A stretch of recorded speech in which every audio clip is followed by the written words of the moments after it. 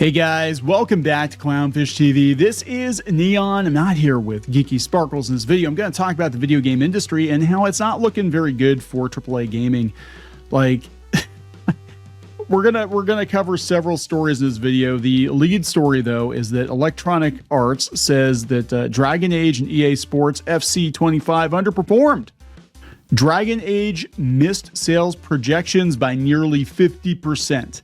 That is not good. They're going to have to pull a Bharv for that one, right? Somebody over there is going to have to pull a Bharv. Actually, we're going to talk about Warner Brothers, and it looks like the boss of Warner Brothers Games is pulling a Bharv. He's getting gone. Lots of big changes in the video game industry, and I got to be honest, I can't remember a time ever where the mainstream AAA video game industry has been in such dire straits. I mean, we've had ups and downs over the years, but I mean, everything is collapsing. It's insane just in the last 2 years. And again, that just shows that so much of this industry was propped up artificially, I think, because if it was truly sustainable, this would not be happening. People are not buying these products, but they keep throwing money at these products. And in the last year, we've seen a lot of high profile misfires. Now, we've had some great games come out in 2024, especially, but most of the really good games have been from AA. They've been AA games from smaller studios, or they've been indie. And yeah, I mean, this is unprecedented. Well, almost unprecedented. I would say the closest thing I can think of is the Atari, ColecoVision, and Television collapse in the early 1980s. Now, I was very young when that happened, but I remember Atari games being on clearance. My God, into the late 80s, you could buy Atari cartridges at like a KB Toys for, $1 to $5, and there were piles and piles and piles of them. And nobody was interested in what Atari was selling, right? And this kind of feels like that. It kind of feels like nobody's interested in what these AAA studios are selling, and a lot of them are going to go out of business. They spent years developing these games, and we can argue about why these games are failing. There are many reasons. DEI has been front and center, and especially in Dragon Age: The Veilguard's case, that was the marketing for the game. It was a DEI fever dream, and players rejected it. And you can't blame the people on the internet. You can't blame the YouTubers, because the general public is not watching those channels. Even if you have a pretty sizable YouTube channel, it takes a lot of anti-sales, a lot of people not buying a product for whatever reason to make this kind of a dent into a company's bottom line. And that means that people just are not interested in these titles. Star Wars Outlaws, Concord, the list goes on and on. Suicide Squad. And we're going to talk about that. So before we get into it any further, please subscribe for more pop culture news, views, and rants, guys. Check out The Reef. Go to clownfishminus.com. Get some paywalled content. We also have lots of merch out there. You can join The Reef over here on YouTube as well, and also on Locals. And that's where we dump our paywalled podcast, Clownfish Minus. So this is coming from PC Gamer. They said that, yeah, Dragon Age missed sales projections by 50%. 50%. And I remember, guys, not too long ago, if you had any questions about this game, if you took a look at Dragon Age: The Veilguard and you said, hey, yeah, that looks like a quote unquote woke game, I don't want to buy it. And the people working on the game seem to hate gamers, and it seems to be all about ideology. You were a bigot. You were a bigot, guys, and everything was going to be fine. You couldn't mod it. Here's Dragon Age creator addresses Veilguard's woke criticism. And of course, remember, guys, it's just a couple of days ago, news broke that the director, was it Corinne Bush, got gone from the company, and now they're talking they might shut the entire studio down because it's such a damn failure. This is coming from John Delarose's Dragon Age: The Veilguard critic banned from EA Play for allegedly criticizing EA's partners. It goes on and on, guys. There's lots and lots of documentation as to how they've tried to market this game, and it's actually turned out to be anti-marketing. EA has revised its projections for the 2025 fiscal year sharply downward in a preliminary financial result release from 7.47 to 7.7 billion to 7 to 7.15 billion as both EA Sports and Dragon Age the Veilguard failed to meet expectations. We don't cover a lot of business-focused news here at PC Gamer, but this is interesting for two reasons. The sudden sharpness of the decline in expected revenue, potentially more than $500 million, and I'm not an industry analyst, but it sure seems like a big change over a single financial quarter, and also the reason for it. EA said that after 2 years of double-digit net bookings growth, its global football franchise experienced a slowdown in current fiscal year, while Dragon Age the Veilguard engaged approximately 1.5 million players during the quarter, down 50% from the expectations. This is why Corinne Bush, or whatever their name is, got gone. This is why they're looking at possibly shutting the studio down. Right? During Q3, we continue to deliver high-quality games and experiences across our portfolio, said the CEO. However, Dragon Age and EA Sports FC 25 underperformed our net bookings expectations. And this is happening across the board, guys. This is happening all over the place. And you cannot just blame YouTubers or Twitter personalities for it. The general public is taking a look at these games, these modern games for a modern audience from these AAA titles, and they're saying hard pass. We're not going. We don't care. We're not doing it. I'd rather go back and play my Dreamcast or whatever, or my PS2 or whatever, than give you money for this shit. It's as simple as that. It really is that simple. This month, our teams delivered a comprehensive gameplay refresh in addition to our annual Team of the Year update and FC 25. Positive player feedback and early results are encouraging. We remain confident in our long-term strategy and expect a return to growth in 25. The underperformance of Dragon Age the Veilguard is more disappointing for me personally, but the decline in EA Sports FC is the bigger surprise. Yeah, it is kind of surprising. So let's see what else we got here. This is Newsweek. Dragon Age the Veilguard missed sales targets. Nobody's talking about EA Sports, really. They're talking about Dragon Age because they made such a big damn deal about this game. You had to love this game. You had to love the non-binary character. You had to love the spiel about pronouns, pronoun usage in a video game. You had to love it. And if you did not love it, you were a bigot, a homophobe, a racist, a misogynist, a Nazi. And apparently they don't want your money. And that's exactly what happened. We don't want your money, bigot. So guess what? Guess what? You didn't get any money from the vast majority of gamers, did you?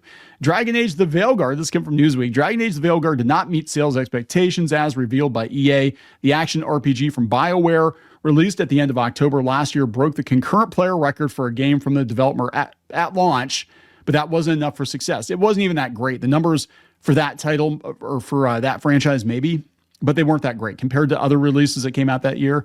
Compared to Pal World, they weren't that great. EA announced the news while publishing its preliminary results for 2025. The company has revised its outlook for the current fiscal year following disappointing results.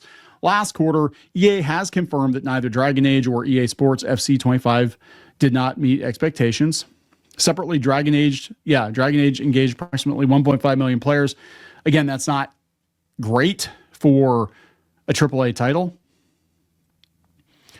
So here's Corinne Bush. At the heart of it, this is about my own fulfillment. They told Eurogamer, I did what I set out to do at BioWare. I made my OCs. That's what I did. I made my OCs on company money. That is to come in and help right the ship. I love Dragon Age and BioWare, so the chance to return the game to proper quality single-player RPG was the privilege of a lifetime, and also to insert my OCs. It was hard fought, as games with such tumultuous dev cycles rarely end up shipping, and even more rarely turn out great. We did it. Yeah, you did it, and you got pushed out the damn door. Bush said her departure was voluntary and is now working on an unannounced CRPG. BioWare's next game is a new installment in the Mass Effect franchise. Good luck with that, although it's still years away from being released. How many of these games are going to get canceled? I'm serious. How many of these AAA titles are going to get canceled because the money is not there to bankroll development teams for 5 to 10 years for a game that's probably going to get released and fall flat on its face? Right? I mean, I got to tell you, they're probably going to be looking at this and be like, you know what? Let's flip some games quickly. Let's do games that we can put out in 2 years. I mean, I'm sitting here thinking about Squaresoft, not Square Enix. That's not even the same company, really. It is in name only, but it doesn't feel like the same company. Squaresoft back in the 90s, if you were a PlayStation gamer, okay, the mid to late 90s for Squaresoft was amazing, and they put out consistently good games on PlayStation like every couple of months. They just had so many good games come out from especially 97 through 2000. Do you remember I think it was called the Summer of Adventure, and they had like what would have at the time been considered AAA titles. They had like one really good RPG come out every month that year from like summer to, and then we ended with Final Fantasy IX. And the Final Fantasy games, even I know they had different teams working on those games, but we got a new Final Fantasy like every other year. And the graphics don't have to be the best. But when you've got, a couple hundred people, you can put out games quicker than you're putting them out, right? And when you get rid of the bloat, like the DEI officer and the, whatever, the person liaison for the whatever, and the marketing liaison and the community manager who's causing more problems. You get rid of the bloat and you cut it down to a team that just wants to hunker down and make good games. You can crank out some pretty solid titles every year, every other year. You don't have to wait 5 to 10 years to put a game out. Players really at this point, I mean, you look at what is popular now, you don't have to have the bestest graphics ever. People are completely happy with last gen graphics. The kids today, what are they playing? They're playing Among Us. They're playing Fortnite from freaking 10 years ago. They're playing, what's the other one? Lethal Company. I mean, none of these games have fantastic graphics, really, all things considered. You go back to doing that. You don't have to put so much damn time into these AAA titles, $200, $300, $400 million, and then you wipe your ass with it. So, yeah, I think the studio's probably going to get shut down. So now Warner Brothers Games, they're getting rid of their president, David Haddad. According to Screen Time, here's his legacy. They're not mentioning his misfires. They're not mentioning Suicide Squad, but he was there with Hogwarts Legacy. He was there with Mortal Kombat 11 and Multiverses. Yes, those were successes, but we also had Mortal Kombat 1. And we had Suicide Squad. And we had some other misfires from Warner Brothers. We had the Quidditch game, I think they had, and some other bullshit going on there. Plus, we know David Zaslav is really cutting back on spending anywhere, right? If it doesn't make money, it's got to go. Another one, more shutdowns for Bethesda Softworks.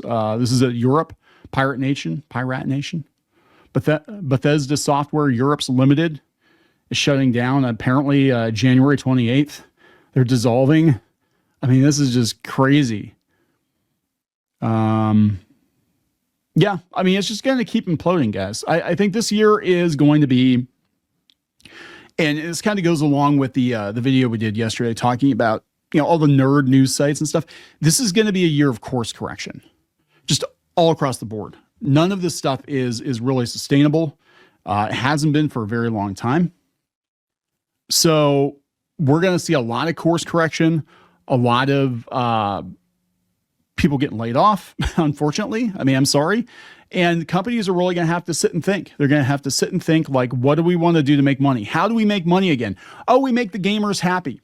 We make the customers happy, and they'll give us money, right? And hopefully they can do it before it's too late. But I think for a lot of these companies, it's too late. When your next game is like 5 years away, who the hell is going to wait that long? Your corporate overlords are not going to wait that long. They'll be like, oh, okay, so you've got another Mass Effect coming in 2029. Yeah, bullshit. We're not waiting for that. Now, something like Grand Theft Auto, they're going to wait for because that franchise is evergreen. But like Mass Effect, it's already in the toilet. They're not going to wait, right? They're going to be like, you know what? Fuck it. Just pull the plug. Don't throw good money after bad. Okay, we have 150 million sunk into it. Well, do we want to lose another 150, $200 million? No, we do not. So we just pull the plug on the game because it's not going to sell.